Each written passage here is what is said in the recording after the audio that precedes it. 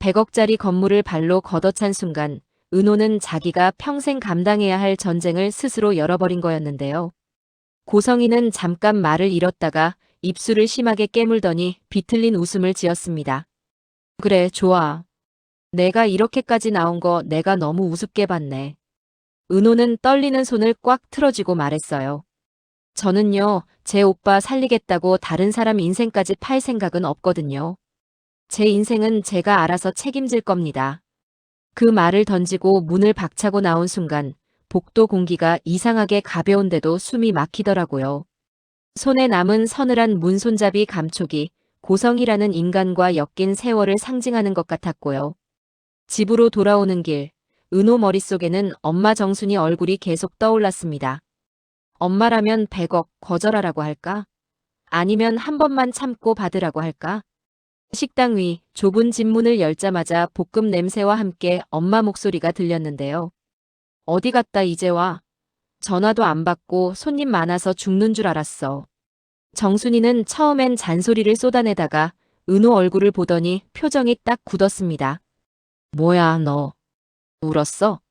옆에서 동생 지강호가 컵라면을 비비다가 말없이 고개만 슬쩍 들었어요. 누나 또 그 여자 만난 거야? 그 재벌 아줌마.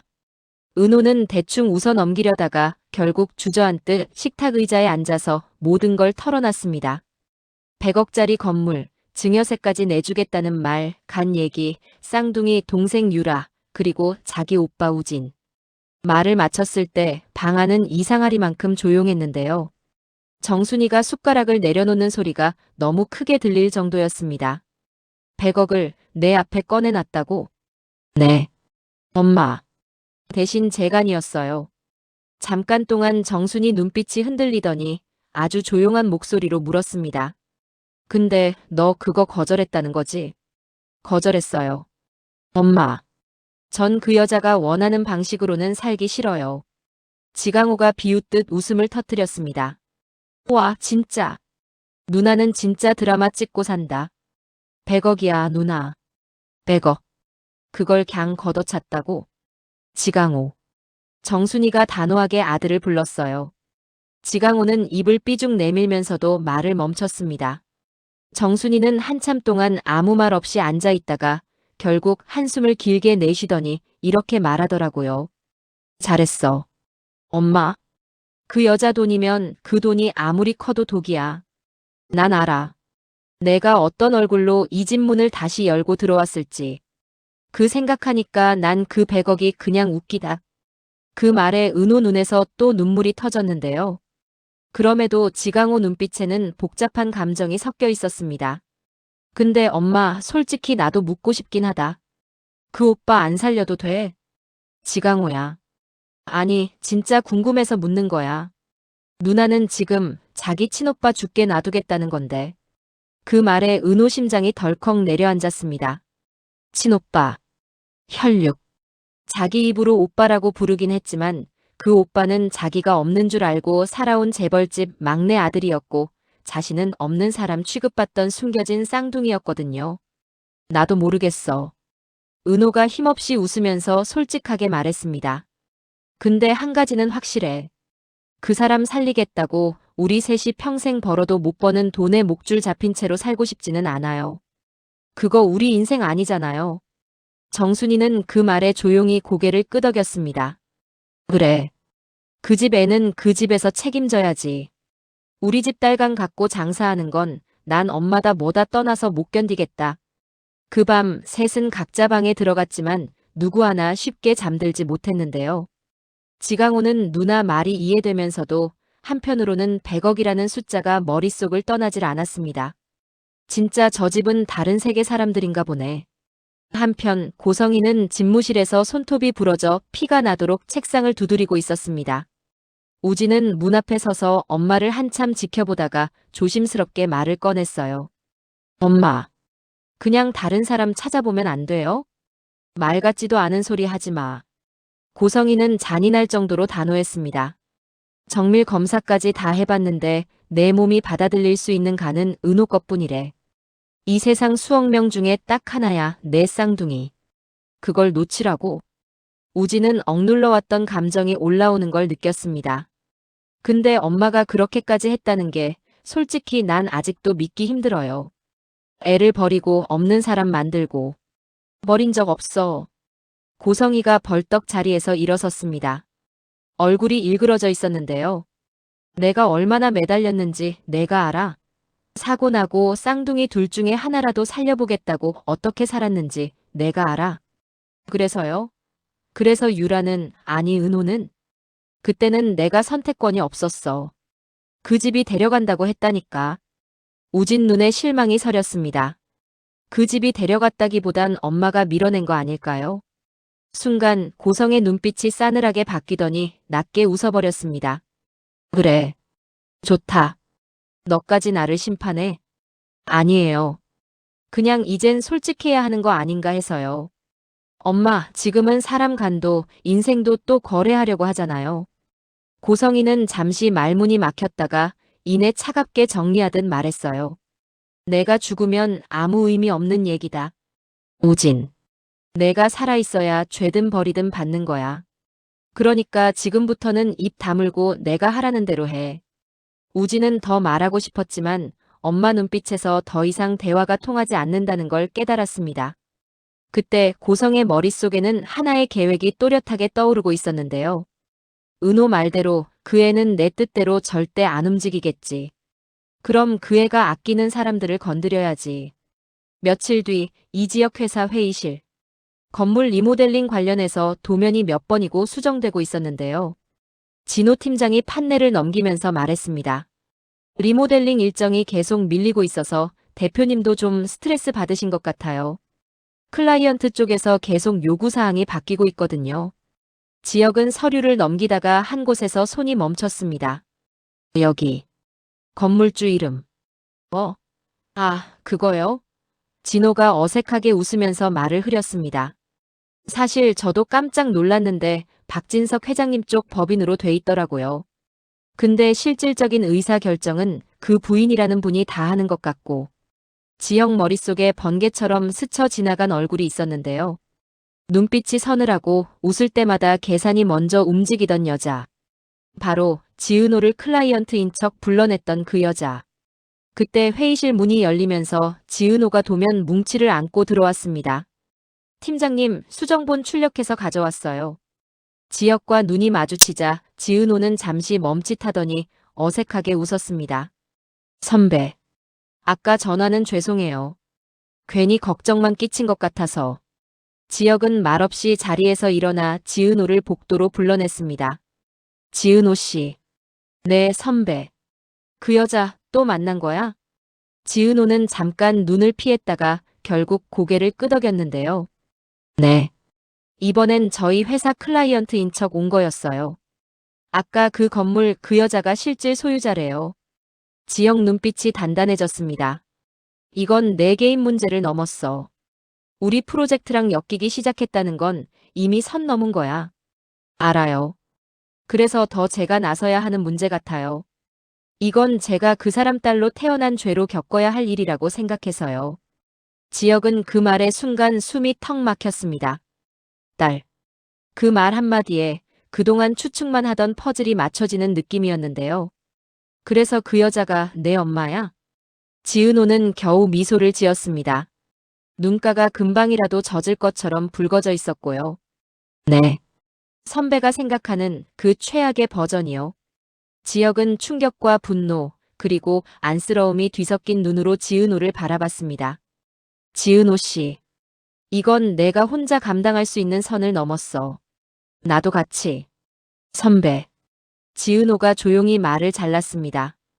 필요하면 제가 먼저 부탁할게요. 진짜로 버티기 힘들어지면 제일 먼저 선배한테 연락할 거예요. 지역은 대답 대신 아주 천천히 고개를 끄덕였습니다. 약속해. 네. 약속할게요. 그 시각 박성재는 집무실에서 아버지 박진석이 던져준 서류를 보고 있었습니다. 이 건물 리모델링 내 친구 회사에서 맡는다며?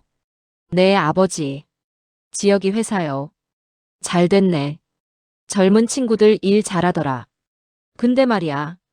박진석은 문득 서류를 다시 가져가더니 소유주 명의를 보며 기분 나쁜 듯 웃었습니다. 어떻게 된 게 내 돈으로 산 건물인데도 실질 권리는 다 성희 씨가 쥐고 있어. 계약서 하나하나에 다 그 사람 이름이 걸려 있잖아. 참, 나도 바보지. 박성재는 그 말에 미묘한 위화감을 느꼈습니다. 아버지, 이 건물 원래 어디 소유였어요? 그거. 박진석이 잠시 침묵하다가 툭 내뱉듯 말했습니다. 옛날에 교통사고 유가족이랑 합해 보면서 넘어온 거야. 그 집 할머니가 살던 건물이고 워낙 사정이 딱해서 시세보다 꽤 얹어줬지. 교통사고요? 박성재는 그 단어에 이상하게 심장이 쿵 하고 내려앉는 느낌을 받았습니다. 스쳐 지나가는 기억들, 엄마 없이 자랐다는 사람들, 홀로 남은 할머니들, 그리고 지은호가 몇 번이고 입 밖으로 꺼냈던 이야기들이 머릿속에서 뒤엉켰습니다. 설마 아니겠지. 하지만 이미 마음속 어딘가에서는 모든 것이 하나로 이어지고 있었는데요. 이 건물, 이 사고, 그 여자, 그리고 은호. 박성재는 처음으로 진지하게 자기 집안이 누군가에게 어떤 식으로 상처를 남겼는지 마주하게 됩니다. 며칠 후 은호는 뜻밖의 전화를 받았습니다. 저 우진이에요. 전화기 너머로 들려오는 목소리는 생각보다 더 약해져 있었는데요. 병원 근처 카페인데 잠깐만 나와줄 수 있어요? 은호는 처음엔 거절하려고 했다가 이상하게도 그 말이 목에 걸렸습니다. 이 사람은 그냥 아들일 뿐이잖아. 나랑 똑같이 그 사람한테 휘둘리는 또 다른 피해자일 수도 있고. 결국 은호는 카페로 나갔습니다. 우진은 모자를 푹 눌러쓰고 앉아 있었는데 얼굴이 예전보다 한층 야위어 있더라고요. 도와줘서 고마워요. 시간 많지는 않아요. 엄마 알면 난리 날 거라서. 둘은 어색한 침묵 속에 몇 모금씩만 커피를 마셨습니다. 먼저 입을 연 건 우진이었어요. 솔직히 말해볼게요. 처음에 당신 얘기 들었을 때 난 그냥 살 수 있겠구나 싶었어요. 누군지도 모르는 사람이 나 때문에 자기 몸을 내어줄지도 모른다는 생각에 솔직히 기뻤어요. 우진은 자기를 스스로 비웃듯 웃었습니다. 근데 그게 누군지 알고 나니까 기분이 완전 이상하더라고요. 쌍둥이. 내가 모르는 내 반쪽. 버려졌다고 생각하며 살았을지도 모르는 사람. 은호는 조용히 말했습니다. 전요. 버려졌다고 생각한 적 없어요. 그냥 없는 사람인 척 살아야 했던 것뿐이죠. 엄마가 아버지가 아무 잘못도 없는 척 살 수 있게 하려면요. 그 말에 우진 눈이 흔들렸습니다. 그래서 그거래 안 받아준 거죠? 네. 제가 안 살고 싶어서가 아니라요. 누가 봐도 그건 사람을 수술대 위에 올려놓고 흥정하는 거잖아요. 우진은 잠시 침묵하다가 조용히 고개를 끄덕였습니다. 기분 나쁘지 않냐고 물어보려고 했어요. 뭐가요? 살아남은 쪽인 내가 이렇게까지 필사적으로 살겠다고 버티고 있는 게요. 내가 살아야만 그 집안도 엄마도 다 유지되는 구조거든요. 솔직히 언젠가 누가 날 밀어버릴 것 같은 기분이 들어요. 은호는 그 말에 처음으로 우진을 동생도 혈육도 아닌 그냥 한 명의 사람으로 보게 됐습니다. 나도요. 네. 나도 살아야 해요. 나도 내가 선택한 방식으로 내가 아끼는 사람들 곁에서. 그래서 거절한 거예요. 우진 씨가 싫어서가 아니라 우진 씨 뒤에 선 사람들 때문에. 우진은 눈을 감았다 떴습니다. 만약 엄마 말고 내가 직접 부탁하면요? 그 질문에 은호 마음이 또 한 번 흔들렸습니다. 내가 제발 살고 싶으니까 내가 한 번만 도와달라고 하면 그래도 안 도와줄 거예요? 카페 안 공기가 갑자기 무거워졌는데요. 은호는 숨을 크게 들이마셨다가 내쉬고 조심스럽게 고개를 좌우로 저었습니다. 모르겠어요. 지금은 아직 그 말에 대답할 준비가 안 됐어요. 근데 한 가지는 알아요. 우진 씨가 이렇게 직접 묻는 게 엄마란 사람 뒤에 숨은 것보다 100배는 정직하다는 거. 그 말에 우진 입꼬리가 아주 미세하게 올라갔습니다. 고마워요. 그 말만으로도 좀 살 것 같네요. 그리고 그 순간 카페 유리 너머에서 두 사람을 지켜보는 그림자가 하나 있었습니다. 바로 고성희였죠. 그날 밤 고성희는 집으로 돌아오자마자 전화기를 꺼내 들었습니다. 변호사님. 네, 그건 말입니다. 목소리는 평소처럼 부드러웠지만 눈빛은 강철처럼 차가웠습니다. 예, 맞아요. 그 건물 리모델링 계약요. 설계 쪽에 작은 압박을 좀 넣어야겠어요. 그녀는 이미 계산을 마친 상태였는데요. 은호가 지은호, 그리고 그 회사와 어떤 식으로 엮여 있는지 조금씩 파악이 되고 있었거든요. 내가 소중히 여기는 직장, 동료, 선배. 하나씩 건드려 볼까? 며칠 후 회사에 갑작스러운 공문이 떨어졌습니다. 고객 측에서 설계 담당 교체 요구가 들어왔습니다. 회의실이 술렁거렸는데요. 뭐야, 이거. 지은호 씨 이름이 직접 찍혀 있잖아. 진호 팀장이 난감한 얼굴로 서류를 들고 있었습니다. 클라이언트 측에서 특정 디자이너와는 앞으로 일 못하겠다고 강하게 요구했어요. 이유는 개인적인 사정으로 신뢰가 훼손됐다 뭐 이런 식이고요. 직원들의 시선이 한꺼번에 지은호에게 쏠렸습니다. 지은호는 그 자리에서 고개를 깊게 숙였습니다. 죄송해요. 제 개인적인 일이 회사 일에까지 번졌네요.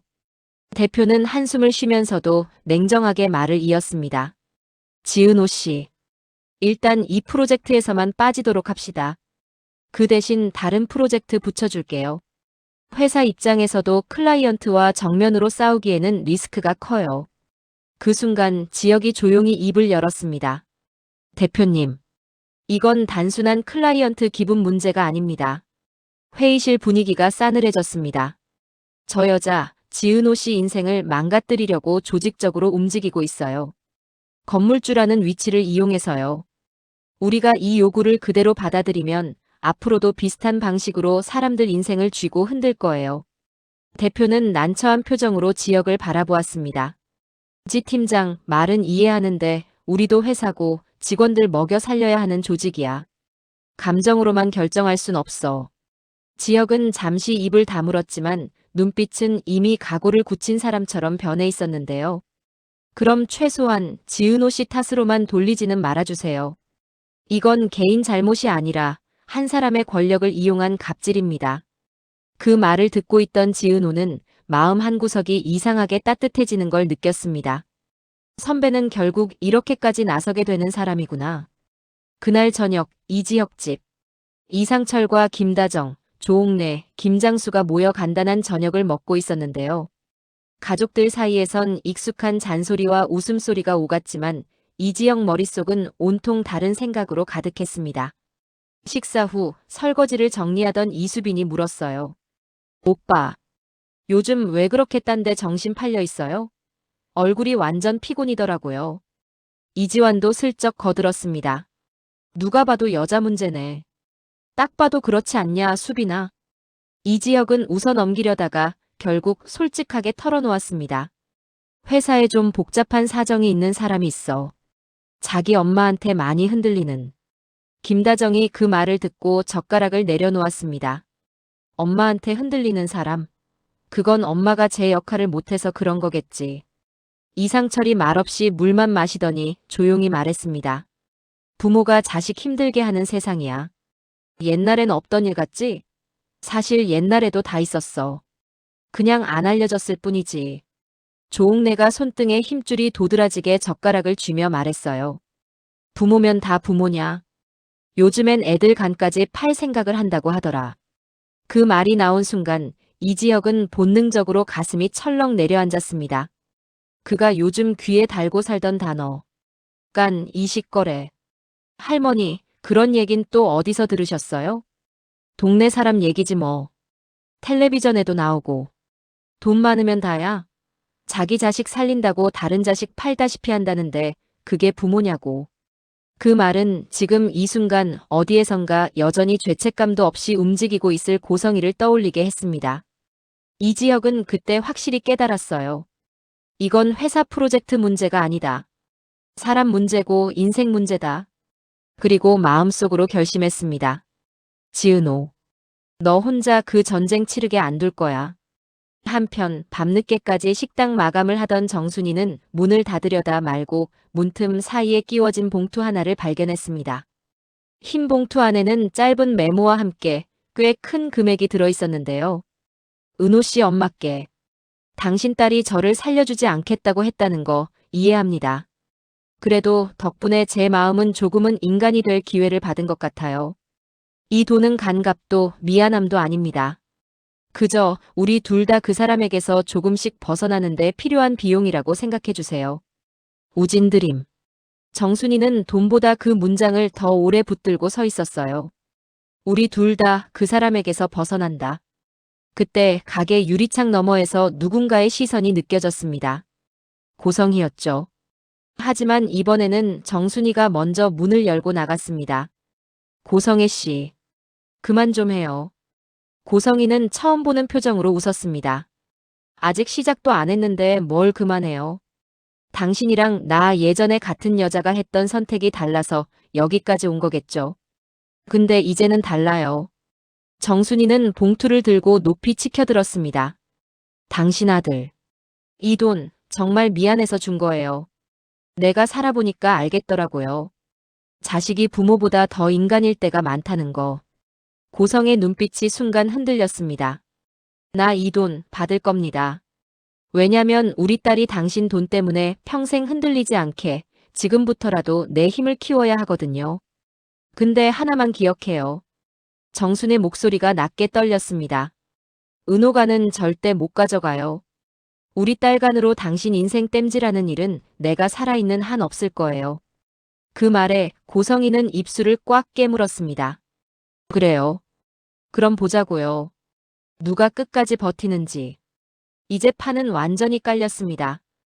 은호는 우진의 진심 어린 부탁과 고성희의 끝없는 조작 사이에서 계속 흔들리고 있었고요. 지은호는 회사에서 밀려나면서도 이지혁과 대표, 동료들 사이에서 새로운 연대의 씨앗을 발견하고 있었습니다.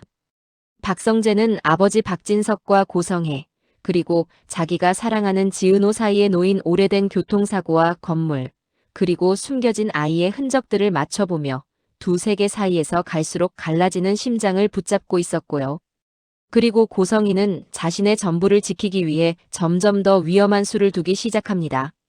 법, 계약, 돈, 언론, 감정까지. 문제는 이 싸움이 이제 더 이상 간이식 하나의 문제가 아니라는 점이었는데요. 각자의 자존심, 각자의 가족, 각자의 사랑이 걸린 싸움이 되어가고 있었습니다. 이제 남은 질문은 단 하나입니다. 누가 무엇을 포기해서 누구를 살릴 것인지. 그리고 그 선택의 대가를 끝까지 감당할 사람은 과연 누가 될지입니다.